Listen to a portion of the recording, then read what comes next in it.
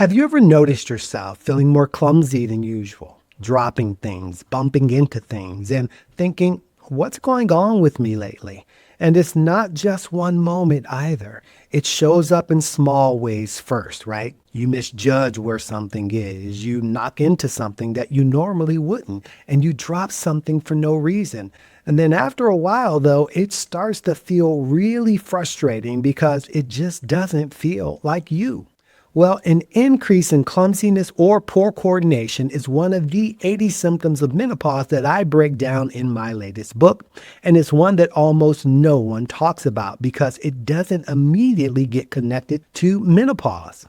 So in this episode, I'm going to explain why this is happening so you can stop second guessing yourself every time it happens and you can recognize it and move through it with more confidence and clarity. I'm Tafiq Akhir, Mr. Menopause here, your go-to source for reliable menopause and healthy aging support. Welcome to the Menopause Made Simple show. Okay, so let's look at this in a way that actually makes sense because coordination is not just about movement. It's about communication happening inside your body, your brain, your nervous system, your muscles, all working together to help you move smoothly and accurately. And during menopause, that communication can feel slightly off. It's not gone, it's not broken, but definitely off. And that's why this doesn't feel like a major issue at first. It feels like small mistakes, but when they keep happening, it starts to affect how you feel about yourself because now you're thinking, why am I dropping things? Why do I feel off? And why can't I move the way I normally do? But don't panic yet because this is most likely not about you suddenly becoming clumsy. It's about the same hormonal transition affecting how your body coordinates movement. See, hormones influence how your brain and nervous system communicate with your body. So when those hormone shifts, your timing, awareness, and coordination can feel different. Not permanently, but noticeably. But unfortunately, this symptom doesn't get taken seriously, even by the women experiencing it. It gets brushed off, ignored, and minimized. Well, until it starts happening enough that it becomes frustrating. But once it's understood, though, it stops feeling so random, and you can start to recognize it for what it is. A temporary shift in how your body is processing movement.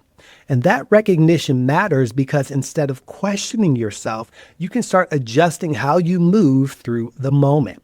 Slowing down slightly, being more aware, giving your body a second to catch up. Not as a limitation, but as an adjustment.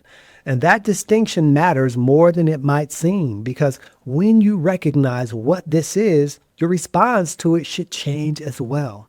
And there are several simple ways to support your body during this time. Bring your awareness back to the moment because if you're rushing, distracted, or overstimulated, your coordination can feel more off.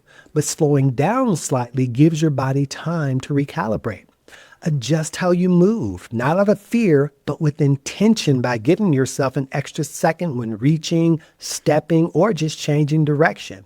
That small pause can improve how your body responds. Paying attention to your environment is important as well. Where you're stepping, what you're reaching for, and how your space is set up. See, small adjustments here can make a noticeable difference in how steady you feel. And you want to support your body overall. Fatigue, stress, and lack of focus all affect coordination. So the more supported your body is, the more stable your movements will feel. And that right there is where the change happens, right? You're not reacting to it anymore. You're actually recognizing it and moving through it with more control. So if you've been feeling more clumsy than usual, that change does deserve your attention. And again, it does not mean that something's wrong. And once you understand that, you can stop taking it personally and start responding to it more intentionally. Now, if this becomes frequent, severe, or starts interfering with your safety, of course, that's something to bring into a conversation with the healthcare provider.